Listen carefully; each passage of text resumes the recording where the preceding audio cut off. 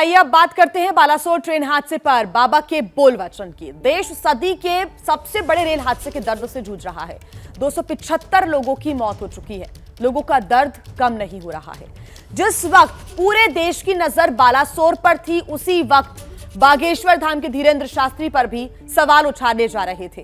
कई लोग उनके दावों का टेस्ट ट्रेन हादसों पर उनको चुनौती दे रहे थे।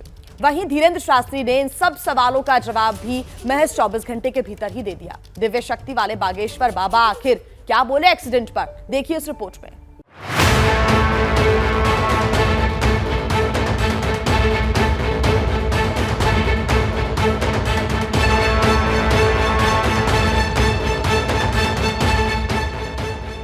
सदी का सबसे बड़ा ट्रेन हादसा।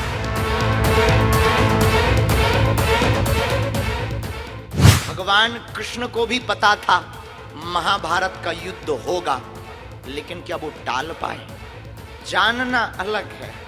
275 मौत, 1000 से ज्यादा लोग घायल। क्या 275 लोगों की जान बच सकती थी? अपनों को खोने की अंतहीन तो मैं प्रार्थना करूं कि बहुत बार हमने राष्ट्र के लिए अर्जी लगाई, बहुत बार देश के लिए अर्जी लगाई, और दर्द की अनंत दास्तां। आपकी शक्ति कोई बड़ी घटना भारत के बारे में संकेत दे पाती है? माय डियर, ठटरी के बरे तो कहेंगे नहीं। माय डियर प्यारे, यस। शुक्रवार शाम को बालासोर में हुआ हादसा क्या टल सकता था? क्या 288 लोगों की जान बच सकती थी? क्या हजारों घायल हुए लोग सुरक्षित बच जाते? क्या लोगों को अपनों को खोने की ये अंतहीन पीड़ा नहीं सहनी पड़ती? और क्या दर्द की इस अनंत दास्तां से देश का सामना नहीं होता?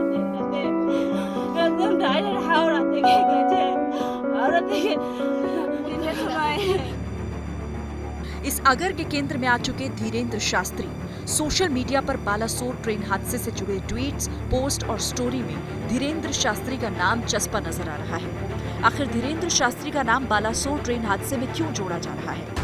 अपनी टीवी स्क्रीन पर मौजूद इन ट्वीट पर नजर दौड़ाइए। कोई पूछ रहा है बाबा धीरेन्द्र शास्त्री के रहते इतना बड़ा हादसा कैसे हो गया? कोई पूछ रहा है बाबा ने रेल विभाग को पहले ही जानकारी क्यों नहीं दी? कोई बाबा की दिव्य शक्ति और सिद्धि को चुनौती दे रहा है। कोई पूछ रहा है कि आखिर बाबा ने हादसे पर पर्ची क्यों नहीं बनाई? ऐसे 2-4 नहीं, कई सवाल हैं जो सोशल मीडिया पर तैर रहे हैं। बालासोर हादसे को लेकर धीरेन्द्र शास्त्री पर सवालों की शक्ल में तंज की फहरिस्त है। सोशल मीडिया पर गर्म इन सवालों की तपिश धीरेन्द्र शास्त्री के मंच पर भी महसूस हुई। कल जब बालासोर में रेस्क्यू ऑपरेशन चल रहा था, तब धीरेन्द्र शास्त्री घटनास्थल से करीब 2000 किलोमीटर दूर गुजरात के वडोदरा में मौजूद थे, जहां उनका दिव्य दर्शन और प्रवचन का काम था। लेकिन इससे पहले उनका मीडिया के सवालों से सामना हुआ और सोशल मीडिया पर जो सवाल पूछे जा रहे थे, वो सवाल अब सीधे धीरेन्द्र शास्त्री के सामने थे। प्रायः राष्ट्र हितैषी, विश्व हितैषी संकेतों का अनुभव होता है, उसके लिए मंगल कामना करते। लेकिन एक बात सुनो, पता होना अलग है, टालना बहुत अलग है। भगवान कृष्ण को भी पता था कि महाभारत होगा, पर टाल नहीं पाए। समझ गए? महज 13 सेकंड के बयान के जरिए धीरेन्द्र शास्त्री ने सवालों का जवाब देने की कोशिश की।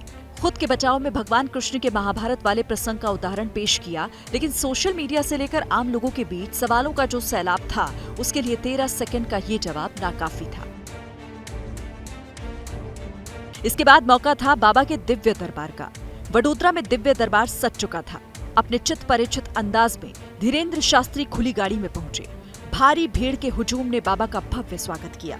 धीरेन्द्र शास्त्री 13 सेकंड के बयान के जरिए बालासोर हादसे पर चुप्पी तोड़ चुके थे।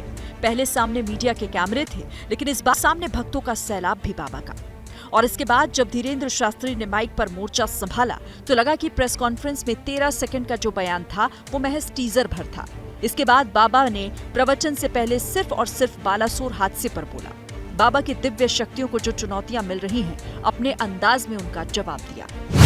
एक पत्रकार महोदय ने पूछा कि क्या आपकी शक्ति कोई बड़ी घटना भारत के बारे में संकेत दे पाती है? माय डियर, ठटरी के बरे तो कहेंगे नहीं। माय डियर प्यारे, यस।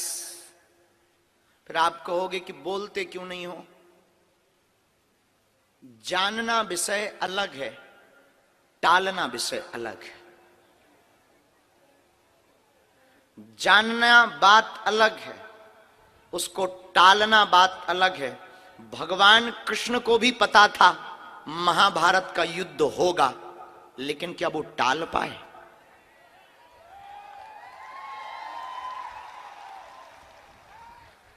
जानना अलग है, टालना अलग है। अपने जवाब के पहले हिस्से में धीरेन्द्र शास्त्री ने लगभग प्रेस कॉन्फ्रेंस वाला ही जवाब दिया। भगवान श्री कृष्ण का उदाहरण दोहराया और फिर रोज राष्ट्र के लिए अर्जी लगाने की बात बताई।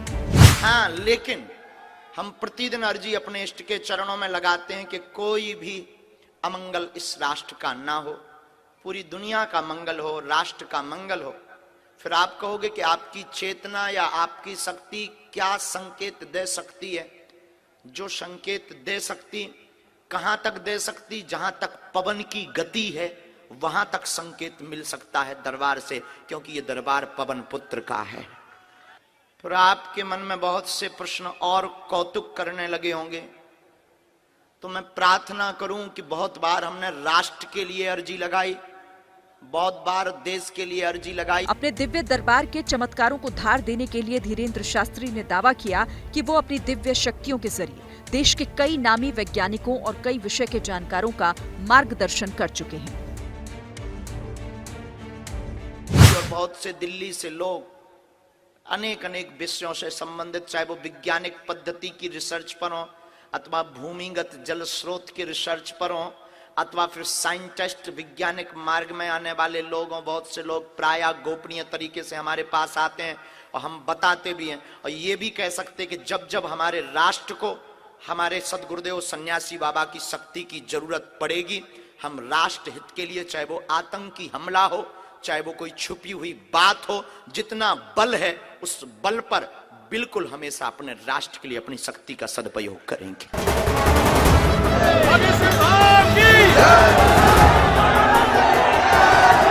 सीताराम भगवान की।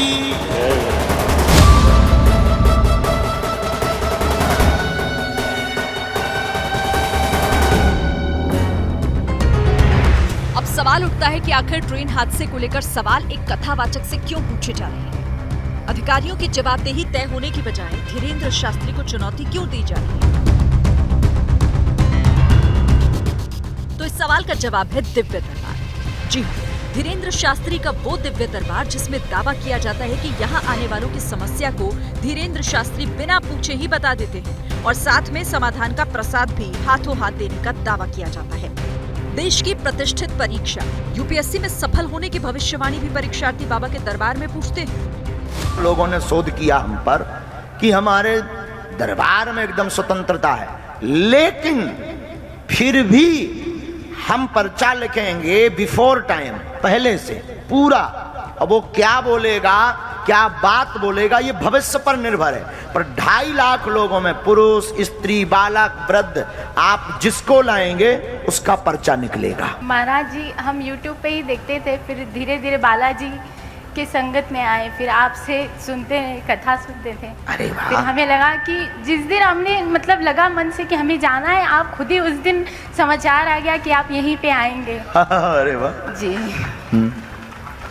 बहुत पहले काशी आए थे, तब प्रण ले लिया था। बोलो क्या विषय? जी, मैंने यूपीएससी का एग्जाम दिया था फर्स्ट अटेम्प्ट, अभी क्लियर नहीं हुआ है। जी, एक प्रश्न और लिखा है, 2 आए हैं आपकी परीक्षा में। जी, मेरी माँ की भी तबीयत खराब रहती है। घर पर कृपा होगी, माँ स्वस्थ होगी। दरबार में जॉब की अर्जी लेकर आप आई हैं, मनोरथ पूर्ण होगा यूपीएससी में। घर में आज से ही सुख शांति बनी रहेगी, आशीर्वाद। गुरुदेव महाराज की जय। यही लिखा है? जी बराबर, बिल्कुल। कोई संतान प्राप्ति की इच्छा लिए बाबा के दरबार पर पहुंचता है। पीले रंग के कपड़ा में होंगी, साड़ी पहने होंगी, नाम मनीषा होगा। आ जाइए। बहन आपको बुलाया, आओ नजदीक आ जाओ जल्दी। गुरुदेव, मैं तन मन धन संतान सबसे दुखी हूँ गुरुदेव। जी, क्या चाहते हैं आप बालाजी के चरणों से? मुझे संतान हो जाए। नजदीक आइए। आपके शरीर पेट में पीड़ा रहती है, संतान मनोरथ कृपा पूर्ण हो जाएगी, आशीर्वाद है। और मेरे ये सफेद दागों की दवाई इसकी हम बना देंगे, धाम जब पहुंचेंगे, जी धाम पर पहुंचना है। मुझे ऐसा आशीर्वाद तो मैं तन मन धन संतान से सब बालाजी सब पर कृपा करें। जो पर चलो, उठो बहन, वहां से बबूती लो। कोई अपने घर के झगड़े की सुलह कराने बाबा की अदालत में पहुंच जाता है। माइक उठाओ। बिना माइक के। कहाँ से हो? क्या नाम है?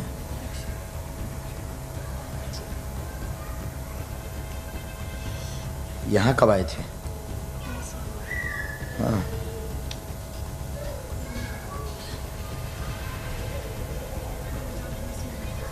जी बहन, कोई नहीं।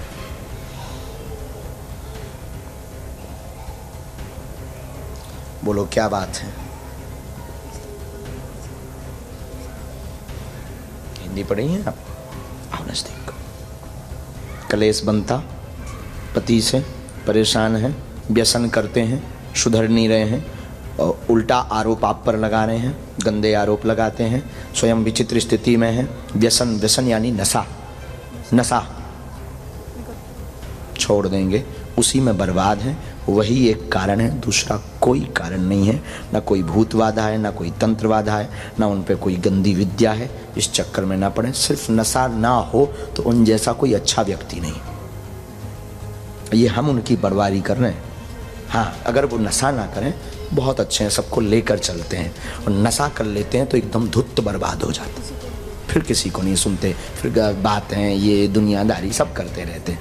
जाओ, सुधरेंगे, धीरे धीरे नशा छूटेगा, बालाजी कृपा करेंगे, कथा दर्शन करवाइए, आशीर्वाद है। तो कोई डॉक्टर का क्लिनिक छोड़ सब ठीक होने की उम्मीद में बाबा तक पहुंचता है। माइक उठाओ। हैं? माइक नजदीक करो पहले। कहाँ से? आगरा से। आगरा से। इतने का कर रही माता जी? रो ना, बोलो क्या विषय?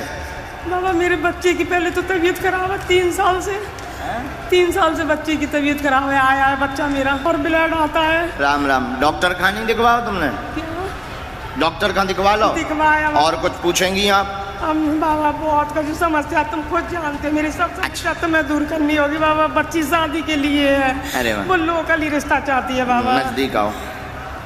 बेटी का रिश्ता? हाँ। एंगर आ जाओ ताकि पर्चा पढ़ सको माता जी। हमने लिखा पैर में दर्द, बेटे को अपच होती है। आपके घुटना में दर्द, माइक नजदीक तो करो, कमर में है? आपके पैर में दर्द, कमर में पीड़ा एवं घर में बेटे को अपच होती है, खाना नहीं पचता है, असहनीय पीड़ा उसको बनती है। आराम लगेगा, कृपा होगी, आराम लग जाएगा। उसको डॉक्टर ने आंतों का इन्फेक्शन बताया हुआ है। आंतों में वो जठराग्नि में दिक्कत बनी हुई है, जिस कारण से उसको रोग है। ठीक हो जाएगा, आशीर्वाद है। बाबा मैं अब दवा की मैं अब डॉक्टर का इलाज नहीं कराऊंगी बाबा, आपको सही करना है। वो बच्चा यहाँ आया है, आप आशीर्वाद दोगे उसे। नीरज। यानी बाबा के भक्तों के लिए धीरेंद्र शास्त्री हर मर्ज की दवा बन चुके हैं। उन्हें हर समस्या का समाधान बाबा के दिव्य दरबार में मिलता है। देश भर में जिस रफ्तार से बाबा की फैन फॉलोइंग बढ़ी है, उसी रफ्तार में बाबा के दावों को चुनौती भी मिली। हालांकि वक्त वक्त पर बाबा अपने अंदाज में इन चुनौतियों पर पलटवार करते रहे हैं। अरे देखो, हमारा ज्यादा बात विवाद में हमें उत्तर इसलिए नहीं देते क्योंकि हाथी चले बाजार, कुत्ता भौंके हजार। हाँ, और सनातनी पागलों से भी कहना है, लोग कहते रहेंगे, बात विवाद चलता रहेगा, बातों में किसी की मत पड़ना।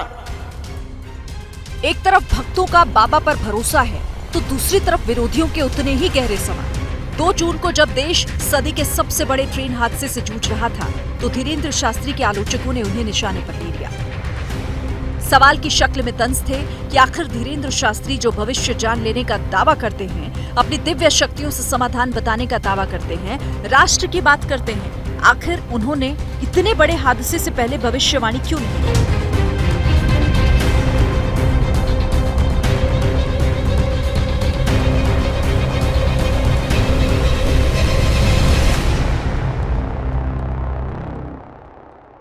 जैसे ही घड़ी का काटा दोपहर 2:30 पे आए, बबीता जी का दिल सास बहू साजिश के लिए मचल जाए।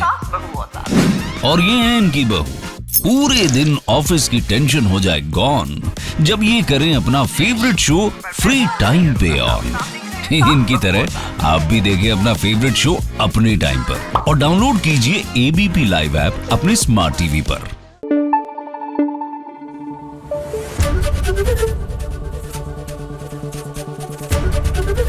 एबीपी न्यूज आपको रखे आगे।